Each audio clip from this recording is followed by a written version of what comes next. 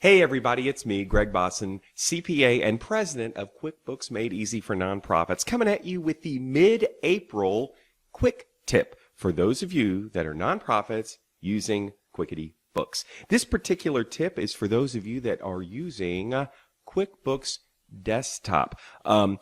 Yes, it's the mid-April tip, but it's also the after-tax season tip. April 15th was the deadline for individual tax returns. I hope you filed yours and didn't drive us CPAs crazy by filing an extension.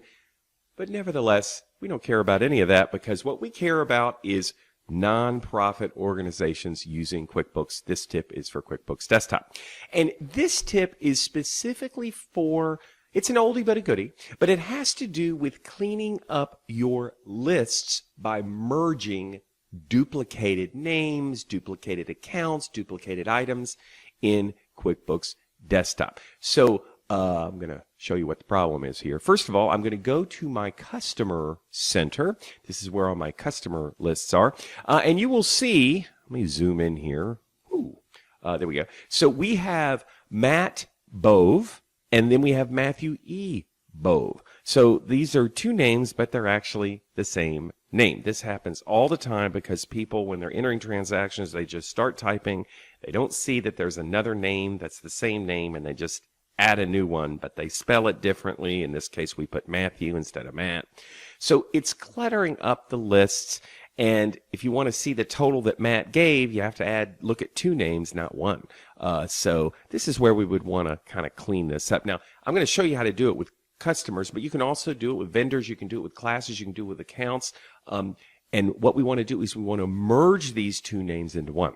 Okay. So see right now, Matt Bove, if we look over here, he had a $100 donation for this time period, whereas, that was Matthew Bove. Matt Bove, same person, had an $850 donation. So what I want to do is I want to merge them. And when I merge them, I'm going to show you how to merge them and then what happens when you do it. Okay.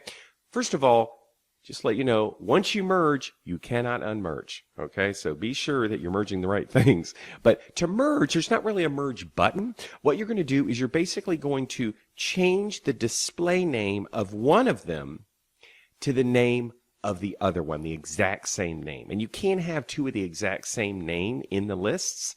And so it's going to ask you if you want to merge them, then it's going to merge them. So let me show you. So here's Matt. I'm going to go ahead and double click on Matt Bove here.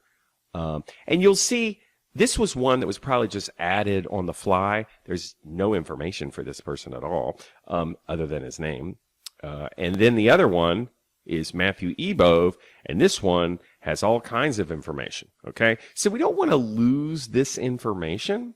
So what that means is, what we want to do is we want to keep Matthew E. Bove because that's the one that has all of his information, address, email, and we want to get rid of the Matt Bove, the one that doesn't have any information at all, okay? So what we're going to do is we're going to change Matt Bove into Matthew E. Bove. Okay, so what I'm going to do is I'll double click on Matt Bove, and then I'm simply going to change the name, and I called it display name before, but it's this field right here. This is the field, not these fields down here. These are irrelevant. These can actually, you can't really, if you change names down here, it's not going to merge. It has to be this top name up here. So I'm going to change it to Matthew, and then I'm going to click OK, and it should, wait, it didn't merge it. Why didn't it merge it? Because it's not the exact same name. I got to have an E with a period. I got to have his middle initial. So I'm going to go back over here, and I'm going to put, it's just kind of hammering home the point. It has to be the exact same name. There I go. I'm going to click OK. This name is already being used. Do you want to merge them? I'll zoom in just to show you. This name's already being used. Would you like to merge them? Okay. So I'm going to go ahead and click yes. Remember, once you do this, you can't undo it.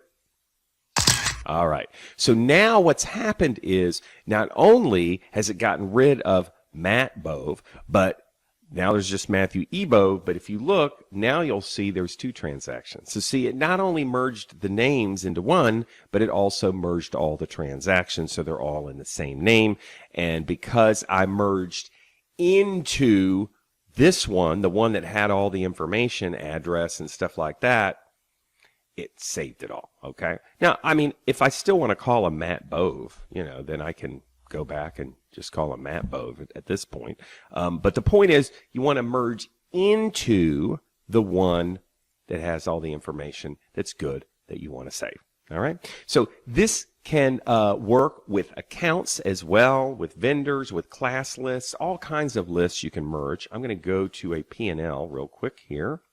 And you'll see here that if you go down to where the expenses are, you'll see you'll have one for postage and delivery and one for shipping costs. And that's really the same thing. So if you have a lot of accounts in your chart of accounts and you're trying to shorten them up so your P&L isn't 15 pages long, look at merging accounts that are really kind of the same thing. I don't need shipping separated from postage and delivery, so I'm just going to merge them together.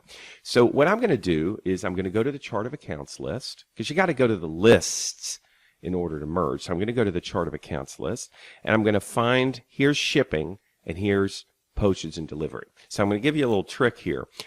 Remember, the name has to be exactly the same. Okay, so I'm going to just change shipping into postage and delivery. So I'm going to keep postage and delivery, but what I'm going to do is I don't want to have to remember exactly how to type it. I'm a bad speller.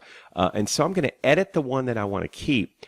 I'm going to highlight it by clicking and dragging. I'm going to push Control and C, and it's going to make a copy of that account. Then I'm going to go over to shipping. I'm going to right click on it. I'm going to edit. I'm going to go into where the name is, and I'm going to push Control V. So see, then I didn't have to remember exactly how to type it. That's just a little tip for you.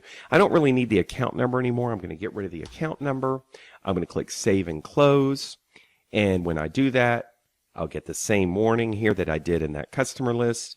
This name's already being used. Would you like to merge them? I'm going to click Yes.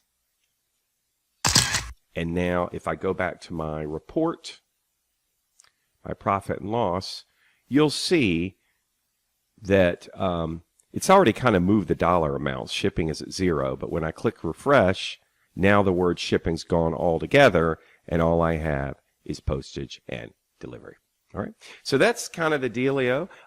Just kind of ending with, we have a couple of trainings that are coming up, so if you feel like you can learn from me, and if you want to have fun, you got to want to have fun, because we have a lot of fun in our webinars. We've got 2 webinars coming up. One is our 3-day training. We only do this twice a year, and it's 2.5 hours a day for 3 days, and it's coming up for those of you using desktop on June 4th, 5th, and 6th. Okay, 2.5 hours a day. We have breaks, we listen to music, we laugh, we cry. It'll be fun. So you can click on this to find out all about it and to sign up for it. And we have something coming up actually next week that we're doing with Nonprofit Quarterly. So if you, even if you're not a member of Nonprofit Quarterly, if you just go to nonprofitquarterly.org and click on webinars, we have a webinar that's coming up next week on budgeting. So if you were interested in really getting into the details of budgeting in QuickBooks Desktop, we are doing it. It's only $99, and it's April the 24th at 2 p.m. All right. So you can click on here, and this is where you can sign up for it. Again, you don't do it through our site, you do it through Nonprofit Quarterly. But if you want the whole training, the whole 3-day training, then you would definitely sign up here at QuickBooksMadeEasy.com. I think that's it. I hope you like the tip. Catch you later.